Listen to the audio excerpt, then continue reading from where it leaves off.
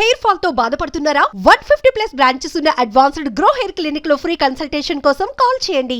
3వ తారీఖు అంటే మార్చి 3వ తారీఖున చంద్రగ్రహణం ఉంది, అందరికీ తెలిసిందే. అయితే ఈ చంద్రగ్రహణం ప్రభావం ఏ రాశుల మీద ఎలా ఉండబోతుంది, ముఖ్యంగా తెలుగు రాష్ట్రాల ప్రజలకు అలాగే భారతదేశం మీద ఎలాంటి ప్రభావం చూపిస్తుంది, ఇవన్నీ కూడా ప్రముఖ జ్యోతిష పండితులు ప్రదీప్ జోషి గారిని అడిగి తెలుసుకుందాం. సార్ నమస్తే అండి. నమస్తే అమ్మా, శ్రీమాత్రే నమః. ఈ రాబోతున్నటువంటి చంద్రగ్రహణం ఏదైతే ఉందో అది ప్రభావం ఎలా చూపించబోతోంది మానవాళి మీద, ముఖ్యంగా రాసుల పరంగా చెప్పండి, అలాగే మన తెలుగు వాళ్ళ మీద, ఇంకా మన భారతదేశ ప్రజల మీద, ప్రపంచ ప్రజల మీద కూడా చెప్పండి సార్. శ్రీ గురుభ్యో నమః, శ్రీమాత్రే నమః. ఇది కేతుగ్రస్త చంద్రగ్రహణం. పూర్వ పల్గుని నక్షత్రంలో 118 సంవత్సరాల తర్వాత వస్తున్న చంద్రగ్రహణం. ఇది చాలా రేరు చంద్రగ్రహణము. హెవీ ఇంపాక్ట్ పడేటువంటి చంద్రగ్రహణం. ప్రపంచ దేశాల మీద, ముఖ్యంగా కమోడిటీస్ మీద, సిల్వర్, గోల్డ్, తర్వాత ఆల్ కమోడిటీస్, కాపరు, అన్ని కమోడిటీస్ మీద ఎక్కువగా ప్రభావం చూపించేటువంటి చంద్రగ్రహణం ఇది. అంటే ప్రపంచ దేశాల్లో ఉన్నటువంటి వాణిజ్యాల మీద ఎక్కువగా ప్రభావం చూపించే చంద్రగ్రహణం ఇది. మామూలు చంద్రగ్రహణం కాదు. అందుకే సూర్యగ్రహణం ఏర్పడిన దగ్గర నుంచి మనకెప్పుడు ఫిబ్రవరి 17వ తారీఖు సూర్యగ్రహణం ఏర్పడింది. అక్కడ నుంచి వార్ సిచ్యువేషన్ స్టార్ట్ అయింది. వార్ స్టార్ట్ అయిపోయింది. కరెక్ట్ గా చంద్రగ్రహణం ముందే వార్ స్టార్ట్ అయింది. అంటే రెండు గ్రహణాల మధ్యన ఎప్పుడైతే యుద్ధం మొదలవుతుందో అది ప్రపంచ శాంతికి, దుష్టులకి కీడు, శిష్టులకి మేలు. అంటే దుష్ట శిక్షణ, శిష్ట రక్షణ జరిగేటువంటి యుద్ధం. ఆల్రెడీ నేను లాస్ట్ టైం కూడా చెప్పాను, పంచగ్రహ కూటమి లాస్ట్ టైం ఏర్పడినప్పుడు గ్రహణం జరిగింది. దీని ప్రభావం చేత దుష్ట శిక్షణ జరుగుతుంది, శిష్ట రక్షణ జరుగుతుంది, ప్రపంచ యుద్ధాలు జరిగేటువంటి అవకాశాలు ఉన్నాయి. దానికి శ్రీకారం అని చెప్పాను. ఇప్పుడు కొబ్బరికాయ కొట్టారు, స్టార్ట్ అయింది. ఆల్రెడీ పేలుడు స్టార్ట్ అయినాయి. కాబట్టి ఇది ప్రపంచ యుద్ధాల వైపు ఇది దారి తీస్తుంది. కేతుగ్రస్త చంద్రగ్రహణం. చాలా మంది నేను గ్రహణం గురించి చెప్తా ఉంటే కొంతమంది ఏంటంటే పెద్దగా సీరియస్ గా తీసుకోవట్లేదు. మానవాళికి అంటే దుష్టులకి విపత్తు జరుగుతున్నది. ఆ దుష్టులకు విపత్తు జరుగుతున్నప్పుడు అందులో వాళ్ళ పక్కన ఉన్న వాళ్ళు కూడా లేచిపోతారు. కాబట్టి ఈ యొక్క చంద్రగ్రహణం ప్రభావం చేత భవిష్యత్తులో తీవ్రవాదులు కూడా పెరిగే అవకాశం ఉంటుంది. భారతదేశంలో తీవ్రవాదుల దాడులు కూడా పెరుగుతాయి. వెస్ట్ బెంగాల్ లాంటి ప్లేస్ లో, అట్లాగే తమిళనాడు లాంటి ప్లేస్ లో కొన్ని విపత్కర సంఘటనలు జరిగేటువంటి అవకాశం ఉంటుంది. దక్షిణ భారతదేశంలోనూ, అదేవిధంగా తూర్పు ఈశాన్య ప్రాంతం లోపల కొన్ని రక్తపాతాలు జరిగే అవకాశాలు ఎక్కువగా ఉన్నాయి ఈ గ్రహణం ప్రభావం చేత. ఎందుకోసం అంటే ఫల్గుణ నక్షత్రం అంటే అది భాగ్య నక్షత్రం అంటారు. ఎప్పుడైతే భాగ్య నక్షత్రంలో గ్రహణం ఏర్పడుతుందో భాగ్య నష్టం జరుగుతుంది, ఆరోగ్యాలు దెబ్బతింటాయి, స్త్రీలకి కూడా విపత్తు ఏర్పడుతుంది. ఎవరైతే గనక అంటే ఇది స్త్రీల మీద ఎక్కువగా ప్రభావం చూపిస్తుంది. చంద్రుడు ఫల్గుణ నక్షత్రము, శుక్ర మహాదశ కాబట్టి స్త్రీల మీద ఎక్కువగా విపత్తు చూపిస్తుంది. స్త్రీలు మానసికంగా చాలా దెబ్బతింటారు. కోర్టులో కేసులు ఎక్కువగా పెరుగుతాయి, అఘాయిత్యాలు ఎక్కువగా పెరుగుతాయి. ఇవన్నీ కూడా భవిష్యత్తులో జరిగేటువంటి కీడు. మంచి కూడా కొన్ని ఉన్నాయి. ఆ మంచి ఏమిటంటే గనక ఎవరైతే గనక రైతులు జాగ్రత్తగా పంటని పండించుకుంటారో 10 రోజులు, ఈ 10 రోజుల్లో కూరగాయల యొక్క డెఫిసిషన్ ఏర్పడుతుంది. విపరీతమైన రేట్లు పెరిగిపోతాయి కూరగాయల రేట్లు. ముఖ్యంగా టమాటో, ఆలుగడ్డ, ఉల్లిగడ్డ ఈ రేట్లు భయంకరంగా పెరుగుతాయి. ఒక 10 రోజులు మాత్రం రైతుల్ని రాజు చేసి పడేస్తుంది. ఎవరు 20-30 ఎకరాలు టొమాటో వేసుకున్నారు అనుకోండి, వాడు ఒక్క రోజులో కోటేశ్వరుడు అయిపోతాడు. ఇట్లా మదనపల్లిలో చాలా మందికి జరిగిన సిచ్యువేషన్స్ ఉన్నాయి. అట్లాగే మామిడి రైతులు కూడా కోటేశ్వరులు అయ్యే అవకాశం ఉంటుంది ఈ సంవత్సరం. పళ్ళ ధర ఈసారి 150 రూపాయల కేజీ తగ్గదు. నువ్వు 100 రూపాయల కేజీ పైనే ఉంటుంది.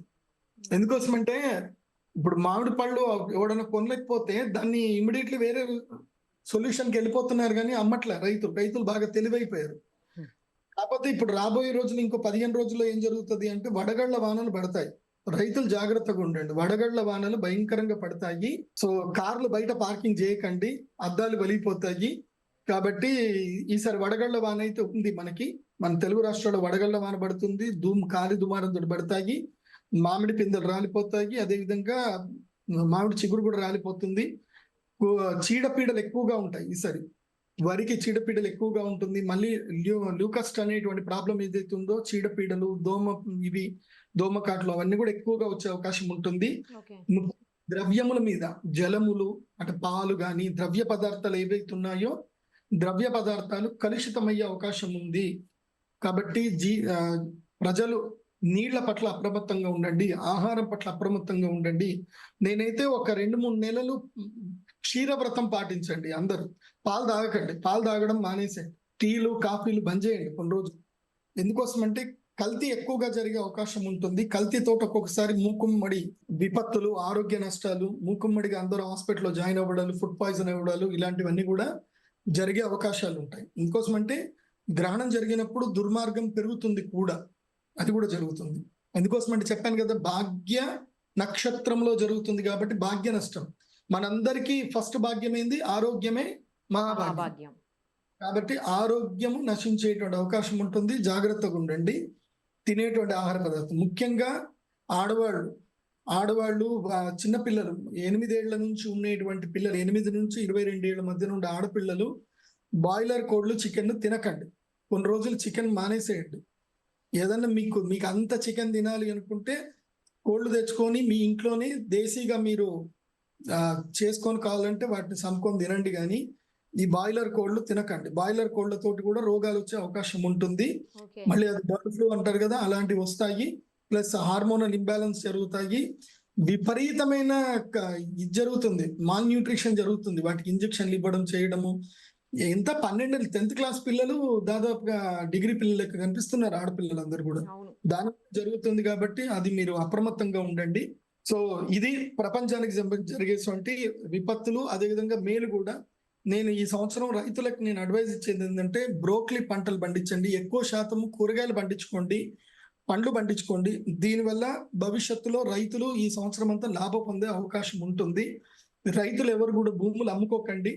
ఎందుకోసం అంటే ఈ ప్రపంచ విపత్తుల్లో భాగంగా రాబోయేటువంటి 2-3 సంవత్సరాల్లో మన భారతదేశానికి అద్భుతమైన దశ రాబోతుంది. మన భారతదేశంలో వ్యవసాయ భూములకు మంచి రేట్లు వస్తాయి. కాబట్టి రైతులందరూ కూడా మీ భూముల్ని అమ్ముకోకుండా జాగ్రత్త పెట్టుకోండి. చక్కగా కూరగాయలు పండించుకోండి. తక్కువ ధరలకి రైతులు ఎవరు కూడా భూములు అమ్ముకోవద్దు.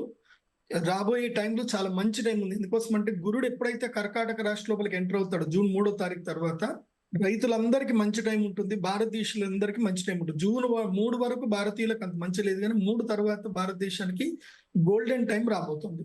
ఓకే, రాశి పరంగా చెప్పండి సార్. రాశుల పరంగా ఇది సింహరాశిలో సంభవిస్తుంది అని చెప్తున్నారు ఈ చంద్రగ్రహణం. దానివల్ల సింహరాశి వాళ్ళకి ఇబ్బందులు ఉంటాయని కూడా చెప్తున్నారు. నిజమేనా అలాంటిది? ఈ గ్రహణము సింహరాశిలో ఏర్పడబోతుంది. సింహరాశి అంటే సూర్యుడి యొక్క నక్షత్రం, సూర్యుడి యొక్క రాశి. పూర్వపల్గు నక్షత్రము సూర్య నక్షత్రము, భగ నక్షత్రం అంటారు. అలాగే ఈ పూర్వపల్గు నక్షత్రం సింహరాశిలోకి వస్తుంది. సింహరాశికి అధిపతి ఎవరు అంటే సూర్యుడు. సూర్యుడి యొక్క స్థానంలోనే గ్రహణం జరుగుతుంది కాబట్టి సూర్యుడు అంటే రాజు, అపోలో ఇస్ ఎ కింగ్ అంటారు. సో ఎప్పుడైతే ఇక్కడ గ్రహణం ఏర్పడుతుందో యుద్ధాలు ఏర్పడతాయి.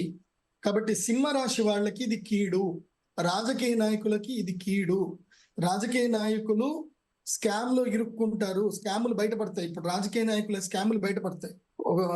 ఒక్కొక్క సందర్భంలో ముఖ్యమంత్రి రాజీనామా చేయాల్సిన పరిస్థితి కూడా ఏర్పడుతుంది. అది ఏ రాష్ట్రం అని నేను చెప్పాల్సిన అవసరం లేదు. సో ఆ ముఖ్యమంత్రుల స్కాములు బయటపడతాయి. సడన్ గా ఆ రాష్ట్రం లోపల రాజకీయాలు మారుతాయి. సో డిప్యూటీ సీఎంలు సీఎం అవుతారు. అవి జరిగేటువంటి అవకాశాలు అయితే మెండుగా కనిపిస్తున్నాయి. రాబోయేటువంటి 3 నెలల్లో కనిపిస్తున్నాయి. కొన్ని రాష్ట్రాలు, ఏ రాష్ట్రం అని చెప్పను, ఆ రాష్ట్రం లోపల సీఎం అయితే మారుతారు. ఓకే, సీఎం ఏంటి సార్ సీఎం మారిపోయే పరిస్థితులా? అమ్మో, అంటే రాశి ప్రభావం వల్ల లేకపోతే ఈ కేవలం చంద్రగ్రహణ ప్రభావం వల్లేనా? లేదు. ఎప్పుడైతే ఇది గ్రహణం జరుగుతుందో దాని ప్రభావం వల్ల జరుగుతాయి. కొన్ని దేశాల్లో అధ్యక్షులు మారిపోతారు, దేశాధ్యక్షులు చనిపోతారు. మన వరకు మన ఇండియాలో ఏదైనా ఒక రాష్ట్రానికి సీఎం మారిపోతారు. మన దేశంలో సీఎంలు వస్తారు. అది కూడా ఇక రాశి వాళ్ళు అంటే సింహరాశి వాళ్ళు జాగ్రత్తగా ఉండాలని చెప్పారు. ఏ రాశుల వాళ్ళు జాగ్రత్తగా ఉండాలి? ఏ రాశుల వాళ్ళకి కలిసి వచ్చే అవకాశం ఉంటుంది చంద్రగ్రహణంతో? 4 రాశులకు అరిష్టం ఉంటుంది. సింహరాశికి బాగాలేదు. సింహరాశికి మనోవైఫల్యం కలుగుతుంది, మనస్సు బాధ కలుగుతుంది, తీవ్రమైన ఉంటుంది, ధన నష్టం కూడా జరుగుతుంది, ఆరోగ్య భంగం ఉంటుంది. కాబట్టి సింహరాశి వారు మా శ్రీచక్ర పీఠంలో మేము పరిహార పూజ చేస్తున్నాం, చేయించుకుంటే మంచిది. లేదంటే ఎక్కడైనా సరే దేవాలయానికి వెళ్ళి ప్రదక్షిణ చేయండి, శివారాధన చేయండి, శివుణ్ణి ఆరాధన చేసుకోండి, ఓం నమ శివాని జపం చేసుకోండి. సింహరాశి, వృషభ రాశి. వృషభ రాశికి మంచిది కాదు. వృషభ రాశి వారికి ఎట్లాంటి పరిస్థితి వస్తుందంటే స్టాక్ మార్కెట్ లో డబ్బులు పోగొట్టుకుంటారు, ఎక్కడ పడితే అక్కడ డబ్బులు పోగొట్టుకుంటారు, ఇళ్ళు అమ్ముకుంటారు, బంగారం తాకట్టు పెట్టుకుంటారు, ఓకే. వెహికల్ జరుగుతుంది, వెహికల్స్ తో యాక్సిడెంట్స్ అవుతాయి, మదర్ కి హెల్త్ బాగా ఉండదు, హాస్పిటల్ బిల్స్ పెరిగిపోతాయి. ఇలాంటి ఇష్యూస్ అన్ని కూడా వృషభ రాశి వారికి నెగిటివ్స్ ఉండే అవకాశం ఉంటుంది. సో వృషభ రాశి వారు కూడా అప్రమత్తంగా ఉండండి. మీరు కూడా అరిష్ట నివారణ తంత్ర యాగం చేసుకుంటేనే మీకు మంచిది. చెప్పి మీరు చేసుకోలేకపోయినా దైవారాధన చేయండి, శివారాధన చేయండి, విష్ణు ఆలయానికి వెళ్ళండి, ప్రదక్షిణ చేసుకోండి. అలాగే నెక్స్ట్ వచ్చేటువంటి రాశి ఏంటంటే మకర రాశి. మకర రాశి వాళ్ళకి ఆరోగ్య భంగం, వివాహ భంగం జరుగుతుంది, సంబంధాలు తెగిపోతాయి, భార్యాభర్తల కలహాలు జరుగుతాయి, దీర్ఘకాలిక రోగాలు అంటుకుంటాయి. కాబట్టి మకర రాశి వారికి ఇది ప్రతికూల సమయం. ఆహార విషయంలో, తినేటువంటి విషయంలో అప్రమత్తంగా ఉండాలి. ఏదైనా సరే మీరు మంచిది అనుకొని తింటారు, దాంతో ఒక్కసారి ఫుడ్ పాయిజన్ అవుతుంది, ఒక్కొక్కసారి అది పెద్ద వ్యాధి కిందకి మారిపోయే అవకాశం ఉంటుంది. కాబట్టి తినే ఆహారం అప్రమత్తంగా ఉండండి. లాంగ్ జర్నీస్ కి వెళ్ళకూడదు. మకర రాశి వారు లాంగ్ జర్నీస్ పనికిరావు. తర్వాత ఫైనల్ గా కన్యా రాశి. కన్యా రాశి వారు ఎంత కామ్ గా ఉంటే అంత మంచిది. ఎంత హ్యాపీగా పడుకోండి, ఎవరితోటి మాట్లాడకండి, ఏదైనా తీర్థయాత్రలకు వెళ్ళండి, ఎవరితోటి సంపర్కంలో పెట్టుకోకండి, ఎక్కడ ఫినాన్షియల్ డీల్స్ చేయకండి, అగ్రిమెంట్ చేయకండి, ఎవరికి మధ్యవర్తిత్వం వ్యవహారం చేయకండి. ఏది చేసినా పెంటై కూర్చుంటుంది. కన్యా రాశి వారికి దాదాపుగా అక్షయ తృతీయ వరకు బ్యాక్ టైం నడుస్తుంది. మొత్తం డబ్బులు పోతాయి, ఏదో ఒకటి అగ్రెసివ్ గా వెళ్ళిపోతారు, ఏదో పెంట చేసుకొని కూర్చుంటారు. మీరు మంచి చేద్దాం అనుకుంటారు కానీ అది కాస్త మీ ఇంటి మీదకి వచ్చి కూర్చుంటుంది. ఏమీ చేయకండి, తిన్నామా పడుకున్నామా తెల్లారిద్దాం, ఇదే పాటించండి. ఎవరైనా వచ్చి ఏదైనా అడిగారు అనుకోండి, తెలియదు, గుర్తులేదు, మర్చిపోయా, ఈ డైలాగ్ చేసుకోండి. ఓకే. ఇక మంచిగా ఉండే రాశులు జూన్ 3వ తారీఖు వరకు కన్యా రాశి వారు కానీ, వృశ్చిక రాశి వారు కానీ, అదేవిధంగా మకర రాశి వారు కానీ, తర్వాత మేషరాశి, తర్వాత మీన రాశి, వృషభ రాశి, కర్కాటక రాశి, ఈ రాశులన్నీ కూడా ప్రశాంతంగా ఉండండి, ఎవరి జోలికి వెళ్ళకండి. ఓకే, ప్రపంచంతో సంబంధం లేనట్టు ఉండండి. అట్లుంటే మీరు ఈ ప్రపంచంలో ఉంటారు. లేదనుకోండి ప్రపంచానికి దూరంగా వెళ్ళిపోయే పరిస్థితులు మీకు ఏర్పడతాయి. ప్రశాంతంగా ఉండండి, ఏవి అగ్రెసివ్ డిసిషన్స్ ఏవి తీసుకోకండి. మెయిన్ సింహరాశి వారు నో డిసిషన్స్, అగ్రెసివ్ డిసిషన్స్. తిన్నామా పడుకున్నామా తెల్లారిద్దాం, సింహరాశి వాడు అయితే.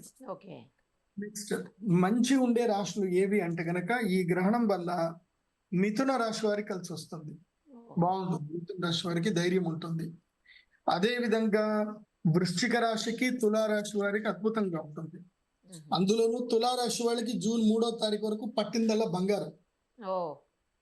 చాలీ శాలరీస్ ఉంటే జాబ్ మానేసుకొని బిజినెస్ పెట్టుకోండి, ఏదైనా చేసుకోండి. ఇడ్లీ బండి అయినా పెట్టుకోండి, పానీపూరి అయినా పెట్టుకోండి, లేదంటే చిన్నగా బట్టల దుకాణం వదలకండి. రియల్ ఎస్టేట్ చేయండి, అంటే మట్టి పట్టుకున్న బంగారం అయిపోద్ది అంటారు. రియల్ ఎస్టేట్ చేయండి, మంచి కలిసి వస్తుంది. సో వృశ్చిక రాశికి, తులారాశికి బాగుంది. అదే విధంగా మీన రాశి వాళ్ళకి ఈ యొక్క పీరియడ్ ఏదైతే ఉందో, ఇది వెంటిలేటర్ పీరియడ్ నుంచి వాళ్ళు దాటి లక్ గా ఒకేసారి అదృష్టం కలిసి వస్తుంది. మీన రాశి వాళ్ళకి ఏం నాట్యం ఉంది, ఏ గ్రహం అనుకూలంగా లేదు, కానీ మధ్యలో ఒక్కసారి లైఫ్ వస్తుంది అనమాట. ఈ అక్షయ తృతీయ వరకు అనుకోండి, ఈ అక్షయ తృతీయ వరకు మీన రాశికి లైఫ్. అందులోనూ ఉగాది వరకు అయితే పక్కా లైఫ్. అప్పులు గిప్పులు ఏమైనా ఉంటే తపాదపా తీర్చేసుకోండి. లేదులే ఇప్పుడు అప్పెట్లా తిరుగుతాం, ఉన్న పంత తీర్చేస్తే మనం దాన్ని రొటేషన్ చేసుకోవచ్చు కదా అనుకున్నారు అనుకోండి, అది రొటేషన్ కాస్త రివర్సల్ అయిపోతుంది, మొత్తం ఉన్నదంతా పోగొట్టుకుంటారు. ఇప్పుడు ఏదైతే ఉందో మీనరాశి వాళ్ళకి చెప్పేది ఏంటంటే అప్పులు తీర్చేసేయండి, శత్రువులతో ఏదైనా సమస్యలు ఉంటే సెటిల్మెంట్ చేసుకోండి మీన రాశి వాళ్ళు. అయితే ఇది సెటిల్మెంట్ టైం. ఇది ఎందుకోసం అంటే ఏళ్ళనాటి శనిలో కొంచెము అప్పుడప్పుడు గ్రహణాలు వస్తాయి, మనకి లక్కిస్తాయి కూడా గ్రహణాలు. సో మీన రాశి వాళ్ళకి ఏంటంటే ఈ గ్రహణం వాళ్ళకి ఊపిరిస్తుంది అనమాట. ఏళ్ళనాటి శని బాధ నుంచి ఒక 15-20 రోజులు వాళ్ళకి రిలాక్సేషన్ ఇస్తుంది. ఈ ఉన్న రిలాక్సేషన్ టైంలో మీన రాశి వారు ఏదైనా ఉంటే వాళ్ళు పనులు కంప్లీట్ చేసుకొని చేతులు దులుపుకొని ప్రశాంతంగా పడుకోండి అని చెప్తారు మీన రాశి వాళ్ళు. సో 4 రాష్ట్రాల వాళ్ళు కూడా మేము అరిష్ట నివారణ తంత్ర యాగం చెప్తున్నాము. నేను ఒకటే చెప్తాను, గ్రహణాలు ఏర్పడినప్పుడు మన నసీబ్ మారాలి. ప్రతి మనిషికి ఒక రోజు వస్తుంది అంటారు కదా, ఆ రోజే గ్రహణం. గ్రహణం వచ్చిన రోజు దేవతలకి హవిస్సునిచ్చారే అనుకోండి, మీరు ఒక్కసారి ఒక గాయత్రి మంత్రానికి, ఒక వేద మంత్రానికి మీరు స్వాహాకారం ఇస్తే అది 1,00,000 సార్లు ఇచ్చినంత పుణ్యం వస్తుంది మామూలు టైంలో. గ్రహణం టైంలో దేవతలకి స్వాహాకారం చేయటం వల్ల మీకు అమోఘమైన శక్తి వస్తుంది, మీ తలరాత మారుతుంది, లైఫే మారిపోతుంది. సొంతగా బుద్ధి కలిగి భగవంతుడి ప్రేరణ కలిగి రావాలి. వచ్చి వాళ్ళు సంకల్పంతో యాగం చేసుకోవాలి. ఇది బిజినెస్ మెథడ్ లో వచ్చి యాగం చేసుకోవద్దు. ఇప్పుడు ఈ వీడియో చూస్తున్న వాళ్ళందరూ కూడా చెప్తున్నాను ఏంటంటే, గ్రహణం ఈజ్ లక్కీ టైం. మీకు భగవంతుడు ప్రేరణ కలిగించాడు, వెళ్దాము గురువు గారి దగ్గరికి వెళ్ళి యాగం చేసుకుందాం, ఏదైనా మన నసీబ్ మారుతుందేమో, హోప్ ఉంటే రండి. అలా ధైర్యంగా అమ్మవారి మీద, భగవంతుడి మీద విశ్వాసం చేసి రండి. ఈ గ్రహణం లోపల నేను ఇచ్చే శివలింగం తీసుకోండి, అందరూ జీవితంలో బాగుపడండి. మేము ఏం చేసినా అందరూ బాగుపడడానికే చేస్తాం. ఇంకోటి, మీరు ఇచ్చేటువంటి డొనేషన్స్ ఏదైతే ఉంటుందో మా టెంపుల్ కి, నా పర్సనల్ లైఫ్ కి ₹1 వాడుకోం. ఎందుకోసం అంటే మాకు సుమన్ టీవీ చాలా హెల్ప్ చేస్తుంది, నాకు అపాయింట్మెంట్లు వస్తాయి, అవే నా పర్సనల్ లైఫ్ కి వాడుకుంటాను. కానీ గ్రాండ్ టైంలో ఎవరైనా వచ్చి యాగం చేసుకుంటే అది మా అమ్మవారి దేవస్థానానికి డెవలప్మెంట్ కే పెట్టుకుంటాం తప్ప మేము మా పర్సనల్ లైఫ్ ₹1 వాడాం. సో థ్యాంక్స్ సుమన్ టీవీ, మాకు మంచి, అంటే ప్రజలందరికీ ఒక అనుసంధానంగా, ఒక బ్రిడ్జ్ లాగా ఉన్నారు. ఇప్పుడు మా దగ్గర విజ్ఞానం ఉంది, కానీ మేము అందరికి చెప్పాలంటే మాకు ఒక మీడియం కావాలి కదా. సో థ్యాంక్స్ నిరుపమ గారు. నిరుపమ అంటే అర్థం ఏంటంటే డోంట్ కంపేర్ విత్ ఎనీవన్ అని అర్థం. Yes yes yes. నిరుపమ గారు ఇచ్చేటువంటి ఇంటర్వ్యూలు కానీ, ఆమె చేసే రీసెర్చ్ కానీ, ఆమె చేసిన ఈ వీడియోస్ కానీ అన్కంపారబుల్. మీలాగా వెళ్ళి వీడియోలు చేసేవాళ్ళు ఎవరు లేరండి. అందరు ఏదో ఏసీ రూమ్ లో కూర్చొని వీడియోలు చేస్తారు, మీరు అలా కాదు. దట్స్ వై నిరుపమ ఈస్, నీకు ఆ పేరు పక్కా సూట్ అయింది. You are not comparable with anyone. మిమ్మల్ని ఎవరితో పోల్చలేము మేము. Thank you so much, you made my day sir, thank you so much. The line is Simhagarjana, ఆడపులి. Thank you sir, thank you so much.